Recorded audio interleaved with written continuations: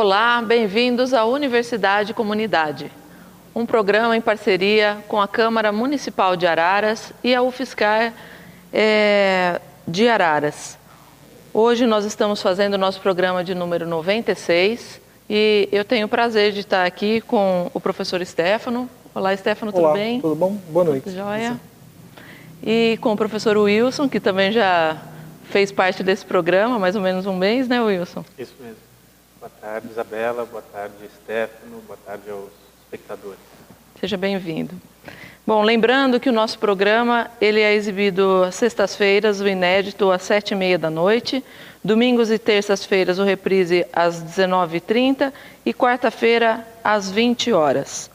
Você pode acompanhar todos os programas do Universidade Comunidade, também no YouTube e também pelo Facebook/Universidade Comunidade. Bom, como a gente sempre faz, vamos começar pelos destaques da semana. Seu destaque, Stefano? Meu destaque ele é uma curiosidade, na verdade. É uma pergunta que foi feita por uma ONG, né, que chama Contas Abertas. Não é um ranking, como o Josivaldo sempre faz, né? Mas e saiu na BBC Brasil nessa semana, na quarta-feira agora, até por conta que domingo é um dia importante em todos os municípios do Brasil, né? É dia de eleição. Essa pesquisa, na verdade, a matéria ela trata de uma pesquisa que foi feita há alguns dias antes das eleições, e a pesquisa ela busca responder uma pergunta que diz quanto custa o horário eleitoral gratuito. Né? Se ele é gratuito, quanto que ele custa? Essa pesquisa ela fez um levantamento, né, que para a eleição, para a campanha eleitoral agora de 2016, não é um número fechado, mas não deve fugir muito disso. O horário eleitoral gratuito deve custar cerca de 570 milhões de reais para os cofres públicos em abatimento de imposto. Né, isso significa que esse abatimento de imposto ele é dado para as TVs e para as rádios como concessão. Então, a gente tem no Brasil cerca de 320 empresas de TV e 10 mil emissoras de rádio, que veiculam um horário político gratuito. Mas quem paga a conta, na verdade? Então, enquanto as emissoras de TV e os rádios estão mostrando a propaganda eleitoral, eles poderiam estar passando alguma propaganda que estivesse rendendo para eles. Mas dizem também que é uma contrapartida que seria obrigação das emissoras. Mas, na verdade, como ela é uma concessão de imposto, no final das contas, cada cidadão brasileiro desembolsa mais ou menos cerca de R$ 2,80 para ver o horário eleitoral gratuito.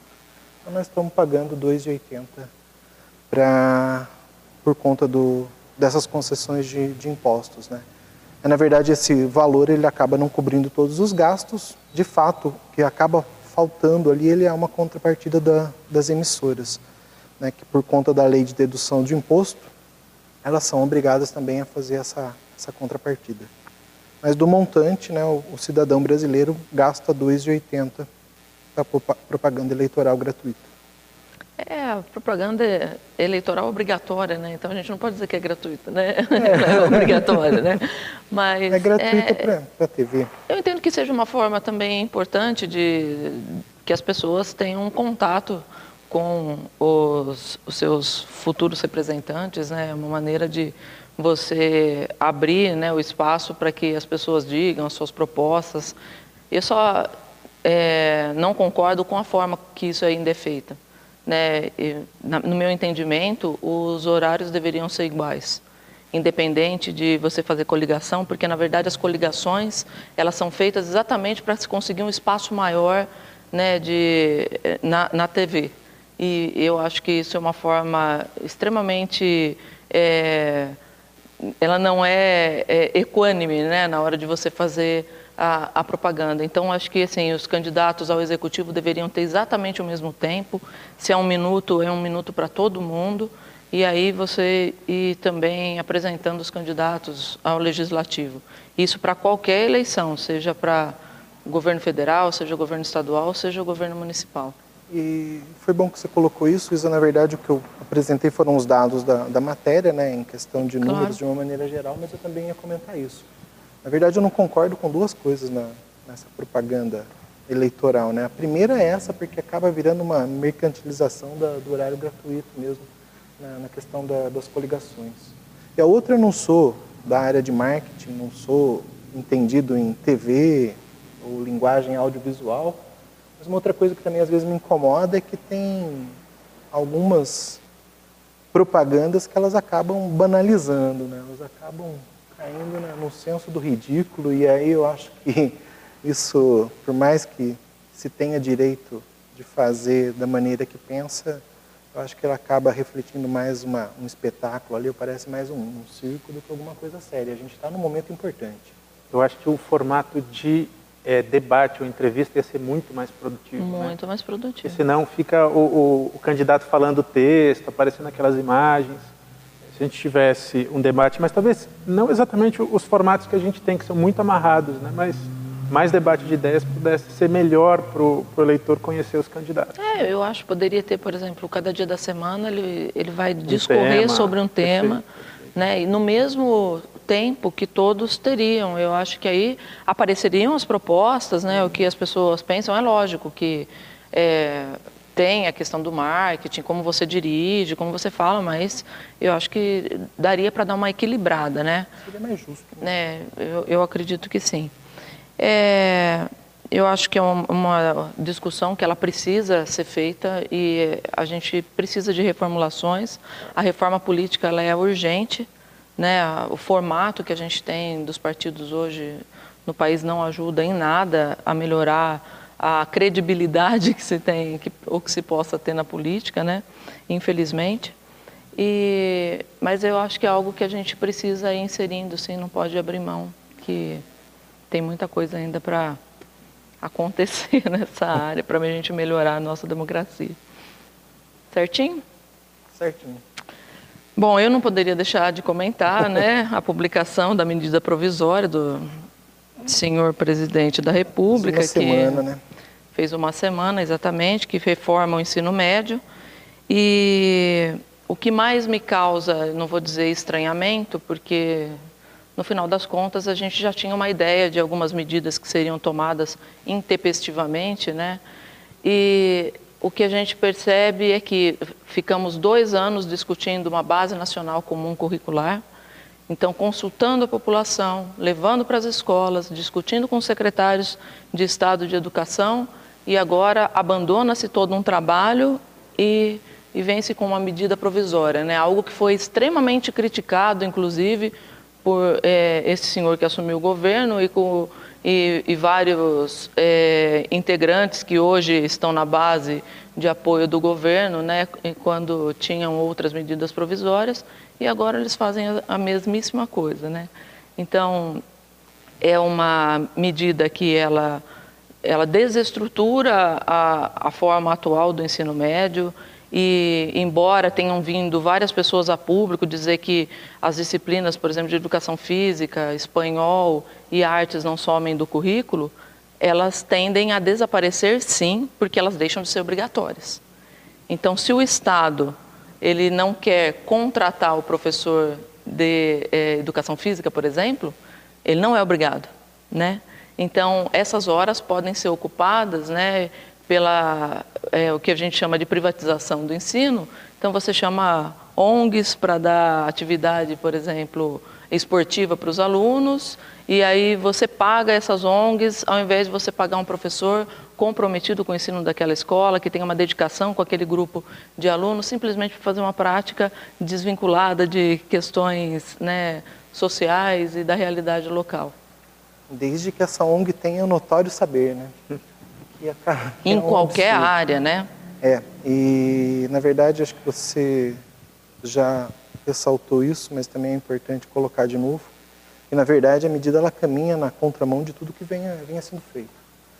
Ela é extremamente autoritária e antidemocrática, porque a discussão que a gente teve durante 2 anos, como você disse, e não foi só durante 2 anos, durante um bom tempo o MEC, na verdade, ele procurou dialogar em várias instâncias, e o que aconteceu agora é que não teve diálogo nenhum, não teve consulta nenhuma, a medida simplesmente ela foi apresentada, repetir de maneira totalmente autoritária e antidemocrática, né? Então essa questão é uma questão bastante complicada, a meu ver ela precisaria ser revista de maneira urgente. Eu acho que tem uma ironia nisso tudo, duas, né, que eu queria destacar. É uma reforma da educação, o ministro Mendonça Filho. Se a gente se lembrar, no mês de maio, Mendonça Filho era para ser ministro da Educação e da Cultura. Então porque o Ministério da Cultura naquele momento foi extinto. Então a gente pensa, o ministro da Educação e da Cultura tira as artes do currículo. É muito coerente com, assim, não extinguiram o Ministério no primeiro momento, mas ataca a cultura em outro. E também eu acho muito eloquente a ironia de se tirar a educação física um mês, ou menos de um mês depois das Olimpíadas. Né? Então, o governo mostra bem a que veio, né, com essa tentativa de reforma. Eu acho que isso não vai adiante.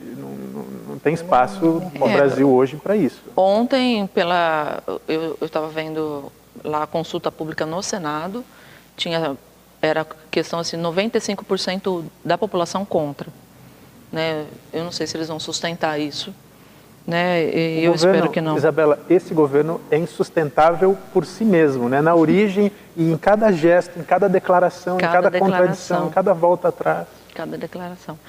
Infelizmente, é algo que nos causa, assim, eu não vou dizer espanto, né? Como eu já disse antes, eu não estou assim, nossa, eu não esperava. Né? Nós já esperávamos, muitos de nós, pelo menos, esperavam que essas coisas viriam dessa forma, né? Mas essa tradição de se colocar economistas, né, na área da educação no Brasil, isso vai causando, né, um enjoamento, né, um enojamento, vamos dizer, que assim, é sempre para pensar em gastar menos, né? A educação nunca é vista como um espaço em que você vai, ao invés de ter gasto, você vai ter um investimento para que você melhore as condições, avance em diferentes áreas. Então, isso é algo que vai causando assim, uma sensação de que a gente vai sempre cavando um buraco mais fundo, né? Ao invés da gente ter aí um vislumbramento de novidades, mas, infelizmente... Como você disse, são atitudes que não causam, talvez, estranheza, né? Talvez algumas coisas fossem esperadas, mas elas causam profunda revolta. E repulsa, né? Tem que causar, pelo menos isso, né? Bom, vamos para a nossa entrevista, então, de hoje? Por isso que a gente tem que sempre pensar, antes da entrevista, a quem esse governo representa, por quem ele foi eleito, quem o sustenta e quem ele representa. Eu acho que mais do que gritar fora tema, que é preciso gritar também, é pensar a quem ele serve, a quem esse governo serve. Fica a dica, né? Momento de reflexão. É um momento de reflexão e a gente não pode esquecer que a gente tem eleição chegando, como o professor Stefano já apontou, e que a gente tenha isso, né? Essas questões em mente, quem defende o quê, né? Isso é importante. Política tem lado, e assim como a educação tem lado. Bom, então hoje nós estamos recebendo novamente o professor Wilson Alves Bezerra. O professor, ele fez letras na Universidade de São Paulo, em São Paulo mesmo? São Paulo. Na USP, em São Paulo, em espanhol e português. Mestrado também pela USP em literatura hispano-americana. Doutorado pela UERJ, no Rio de Janeiro, literatura comparada. E atualmente é professor da UFSCar no Departamento de Letras. Bem-vindo, Wilson. O Wilson vai falar para a gente um pouquinho sobre literatura, sobre escrever, e o Wilson também é escritor. Então, eu queria saber um pouquinho de onde vem esse gosto por escrever. É bem fácil, Isabela, a resposta. Meu pai tinha uma banca de jornal. Eu aprendi a ler fazendo palavra cruzada, lendo gibi, depois lendo livros, revistas, jornais. Então, para mim, sempre foi natural, literalmente natural, ir pela área das letras. E esse sempre foi um valor grande, né, lá em casa, na família. Meus pais são migrantes, eles são de Alagoas e sem muita educação formal, assim. Então, acho que a banca de jornal foi a primeira universidade, assim, tem um impacto maior do que a USP uns anos depois, embora, evidentemente, a universidade seja um dos poucos lugares em que uma pessoa se dedicar à leitura e à escrita faça sentido, ainda mais no Brasil de hoje, né, que a gente vinha falando aqui no começo, que é sempre preciso reforçar isso. Que legal. E para você, assim, qualquer pessoa pode ser escritora ou existe essa questão de ter um dom para escrever? Não, qualquer pessoa não pode ser escritora. Só quem pode escrever é quem lê. Porque a literatura, vem da experiência, vem de muitas outras coisas, mas não existe nenhum escritor que não seja leitor. Então, inspiração, você pode ter inspiração, mas o Stefano, se ele tiver uma inspiração lá na casa dele, ele nunca vai chegar na teoria da relatividade, porque ele tem que ter estudado muito para poder ter uma inspiração que vá produzir alguma ideia inovadora. Então a gente pode, você pode ficar tocado por uma coisa, pode ficar inspirado, mas precisa ter algum conhecimento que embase isso, senão não funciona. E você falou que para ser escritor tem que ser leitor, né? Uhum. Eu vi que tem vários livros seus aqui, mas eu ia começar a pergunta falando sobre o que você escreve, mas antes de sobre o que você escreve, assim, o que você gosta de ler? Bom, até pela banca de jornal dos meus pais, a minha formação literária é eclética, porque era o que chegava, assim, literalmente o que chegava. Mas, então eu sempre me informei, lia todos os jornais. Quando eu descobri os livros na biblioteca da escola, depois quando eu descobri que existia uma coisa chamada sebo, essas livrarias de livros usados, onde você se depara com muita coisa, eu li aquilo que era literatura infanto-juvenil no século XIX, né? Júlio Verne, Stevenson, depois Edgar Allan Poe, já chegando para os mais contemporâneos. Sempre gostei muito de ler conto. Conto é uma forma que me interessa bastante. Aí cheguei na literatura brasileira, Clarice Lispector, Guimarães Rosa, Machado de Assis. E quando fui fazer o curso de letras, procurei o curso de letras porque queria conhecer mais literatura. E aí me interessei, né, pelo Quixote e muito mais pela literatura do nosso continente, né, pela literatura hispano-americana. E aí já adiantando a sua outra pergunta, que você não fez, mas sugeriu, passei a ser tradutor de literatura hispano-americana. Então, passei a ter esse privilégio de ser leitor e escritor ao mesmo tempo, porque o tradutor é isso. Ele é aquela pessoa que faz essa mediação, que pega um texto literário e transforma ele num texto literário em outra língua.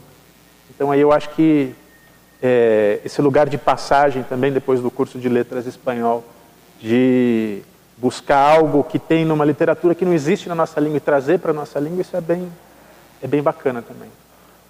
É interessante isso que você falou, né? Porque às vezes a gente tem uma ideia de que fazer tradução, né? Aí, principalmente essa moçada aí, com o advento da tecnologia, né? Põe no Google Tradutor, né? Que sai tudo uma beleza, né? O Tradutor traduz qualquer negócio, né? Como são essas ferramentas? Elas auxiliam ou elas mais atrapalham do que ajudam? Olha, eu vou responder, Isabela, como quem começou a ser tradutor no tempo que a internet estava engatinhando.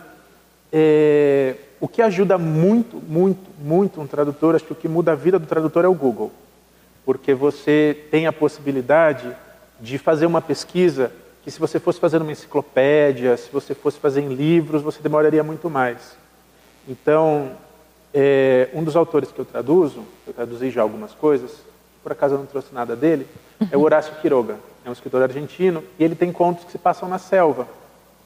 Tem alguns animais, algumas situações, ou uma planta, que às vezes eu ia para enciclopédia, para dicionário botânico, para coisas muito específicas, e às vezes não encontrava. E que no Google você tem essa possibilidade até de colocar um nome científico e pedir para ver a imagem. E aí daquela imagem você pensa o equivalente disso no Brasil e na língua portuguesa. Então, eu acho que o Google foi revolucionário. Agora, ferramentas muito mais sofisticadas como tradutores, como Google Translator, aí não. Aí, para mim, isso não serve para nada. Entendo. O Google, como ferramenta de busca, em geral, é genial. Ótimo. Porque o Google Tradutor, esses softwares de inteligência artificial, isso tem muito para caminhar. E aí eu trago uma referência importante para mim, que é um poeta brasileiro já morto, ensaísta, professor, que é o Haroldo de Campos. Para ele, ele nem fala em tradução, ele fala em transcriação. Ele fala que toda tradução de um texto literário tem uma dimensão grande de criação também. Senão, então, se você não tem uma sensibilidade com o texto literário, você não vai poder fazer uma boa tradução. Aí o desafio é o quê? Você pegar um poema em uma língua estrangeira e transformá-lo em algo que na língua portuguesa seja um poema também, não que seja um arremedo que faria ou quem não conhece literatura ou o tradutor do Google. Entendi. Pegando um gancho, acho que na sua colocação, o Google Translate, eu acho que nos últimos anos, enquanto ferramenta de tradução, ele aprimorou muito, mas se você for pensar em textos técnicos, né? Agora, como você disse, mesmo para você fazer uma tradução de um texto literário, acho que aí a questão da sensibilidade vai falar mais Porque alto. aí, quando a gente pensa no tradutor, num desse tradutor, um software, você está pensando numa equivalência termo a termo, ou expressão a expressão. E às vezes, vou dar um exemplo de uma tradutora que foi minha orientadora de mestrado. Ela ia traduzir te de tilo para o português num contexto de um texto de um cubano chamado Virgílio Pinheira, que eu recomendo que todos leiam. Era um texto chamado Insônia. O sujeito não conseguia dormir de jeito nenhum e tentou muitas coisas, dentre elas o te de tilo. Qual é a tradução literal para o te de tilo? Chá de tília. Tília não existe para nós, culturalmente. Existe, você compra no mercado, é uma erva para dormir. Ela traduziu como um chá de camomila. Então, é óbvio que tília, ou tilo, não é camomila. Mas o sentido que estava em jogo ali é de chá mesmo. Para dormir. Isso um tradutor, um software não consegue. Que legal, muito legal. E a sua produção, Wilson, você escreve sobre o quê? Atualmente eu escrevo sobre a situação política do Brasil. Eu peguei o verde e amarelo, né, dos nossos amigos golpistas, e coloquei um vermelhinho aqui e fiz uma homenagem ao Oswald de Andrade. O Oswald de Andrade, para quem não se lembra, tem um livro de 1925 chamado Pau-Brasil. E é um livro que ele conta a história do Brasil. Eu me apropriei de alguns procedimentos do Oswald para fazer o pau do Brasil. Ficou um trabalho bem bonito, gráfico, da editora. Mostrei em todas as câmeras, porque eu não sei qual está funcionando.